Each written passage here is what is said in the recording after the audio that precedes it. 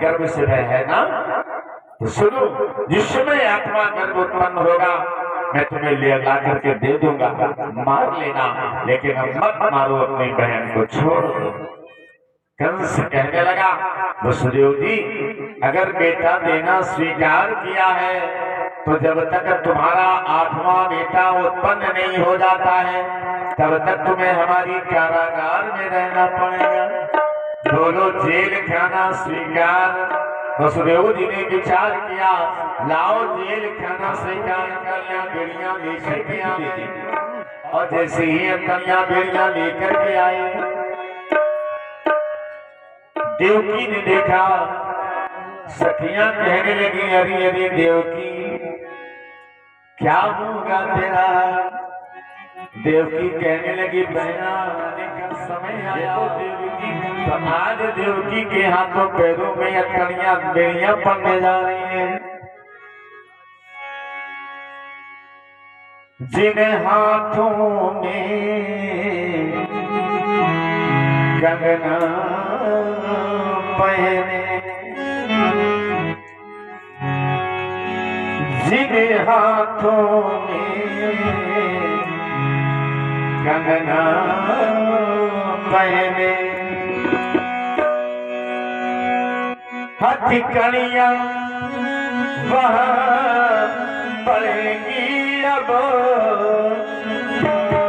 जो पाम रचे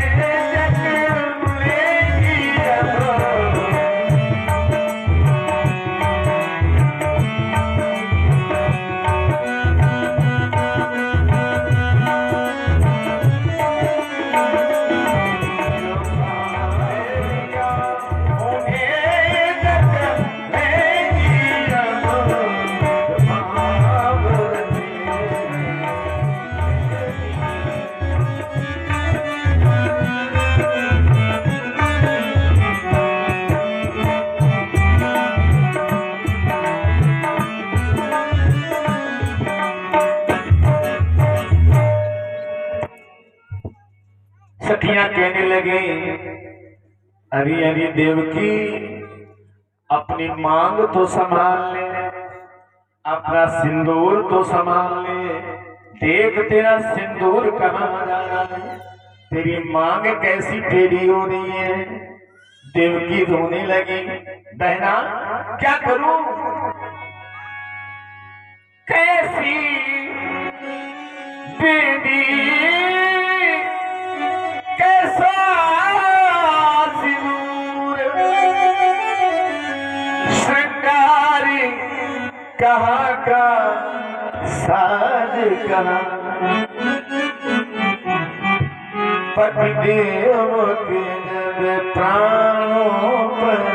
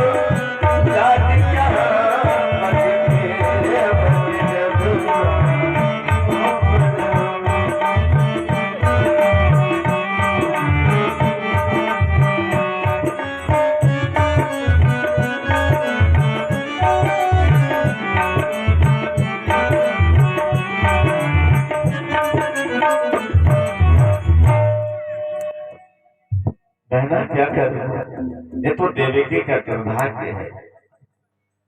तब तक सिपाहियों ने देरी नहीं लगाई, वसुदेव देवकी को जेल खाने में डाल दिया। दोनों पड़े हैं जेल खाने में। धीरे धीरे समय बढ़ता है। व्यास जी वर्णन करते हैं, कीर्तिमंतम प्रथमजम कंस्या आनक द्वंद्वे। वसुदेव और देवकी के अंग से कीर्तिमंत नाम का पहला बेटा उत्पन्न होता है। और जैसे ही बेटा उत्पन्न हुआ, वसुदेव जी ने कहा, लाओ लाओ देवकी, अपना लाला हमें दो, क्या करोगे? देवकी ने, वसुदेव जी कहने लगे, मैंने भोजराज कंस को वचन दिया था, जब बेटा उत्पन्न होगा मैं ला करके दे दूंगा, मार लेना। देवकी कहने लगी, स्वामी आप कैसे पिता हो? दुनिया के पिता अपने अपने बेटों पर बलि बलि जाते हैं। मेरा बेटा बड़ा होगा, विवाह होगा, बहू घर में आएगी, छोटे छोटे बच्चे होंगे, बच्चों को से मेरा आंगन किलकारियों से गूंजेगा। हर माता पिता ये खुशियां मनाते हैं, और तुम एक ऐसे पिता हो, अपने ही पुत्र को जलती हुई ज्वाला में डालने के लिए जा रहे हो। कैसे पिता हो? नहीं दूंगी लाल। वसुदेव जी कहने लगे, देवकी मैं क्षत्रिय हूँ, वचन दिया है, लाओ। छीन लिया गोदी से लाला, और जैसे ही लाला छीना तो देवकी कहने लगी, स्वामी एक बार अपने लाल को जी भर के देख तो लेने दो, एक बार अपने लाल को स्तनपान करा लेने दो।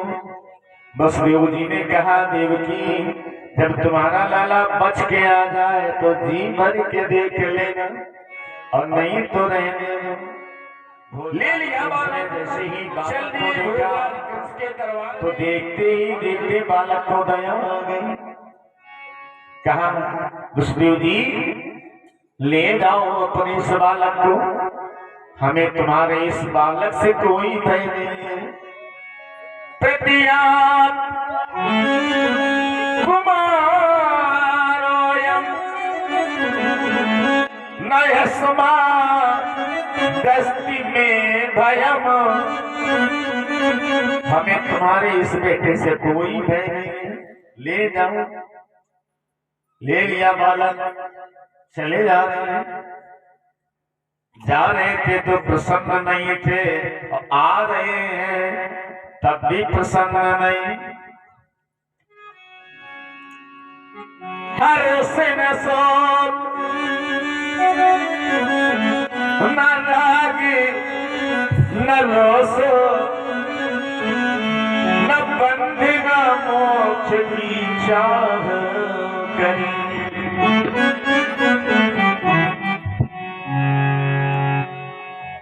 हर दशा में जो समान रहे, ऐसे ही वसुदेव जी चले आ रहे थे।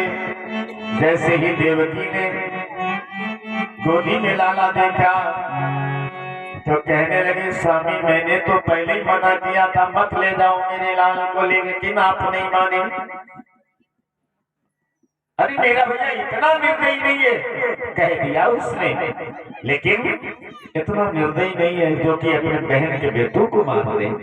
वसुदेव जी ने कहा, ज्यादा खुश होने की भी जरूरत नहीं है, राक्षस ठहरा। तब तक क्या हुआ, इधर उठाई नारद जी ने बीना और चल दिए भोजराज कंस के दरबार की ओर। श्रीमन नारायण नारायण नारायण।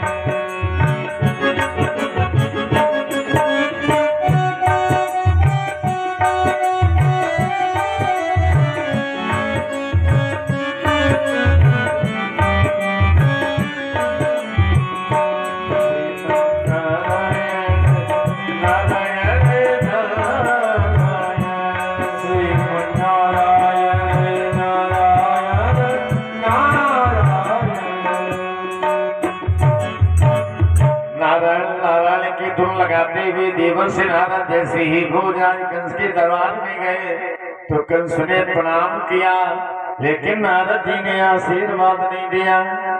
जब आशीर्वाद नहीं दिया, कंस कहने लगा बाबा आज आपने आशीर्वाद क्यों नहीं दिया? नारद जी ने कहा कंस मैंने सुना है कि तुमने वसुदेव देवकी का पहला बेटा वापस कर दिया। हाँ महाराज, क्या कोई गड़बड़ हो गई? नारद जी ने कहा गड़बड़ नहीं हो गई। कंस ने बिल्कुल पुष्प लिया और अष्टदल पुष्प लेकर के कहने लगे कंस क्या तुम बता सकते हो इस पुष्प में कौन सी पहली पंखुड़ी है और कौन सी बीच की है और कौन सी अंत की है, क्या बता सकते हो? कंस ने कहा बाबा इसमें तो सब पहले की लग रही, सब बीच की लग रही, सब आखिरी लग रही। नारद जी ने कहा इसी प्रकार से वो विष्णु पहले भी आ सकता है, मध्य में भी